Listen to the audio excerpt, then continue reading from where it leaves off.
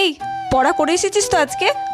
হ্যাঁ দিদিমণি, তুমি আমাকে কালকে সেই পায়ে মেরেছিলে না, আমার জন্য তো খুব ব্যথা হয়েছিল কাল রাত্রে পায়ে। আমি সারা রাত ঘুমোতে পারিনি। আজ যদি পড়া না পারিস তাহলে আরেকটা পা আছে, ওটাকে মেরে ব্যথা করে দেবো, দেখবি। না, বল এবার কি হলো? যা পড়েছিলাম সব ভুলে গেলাম তোমার কথা শুনে। গাধা একটা। ধুর, আবার এই অবাধ্য বাচ্চাটাকে পড়াতে আসতে হলো।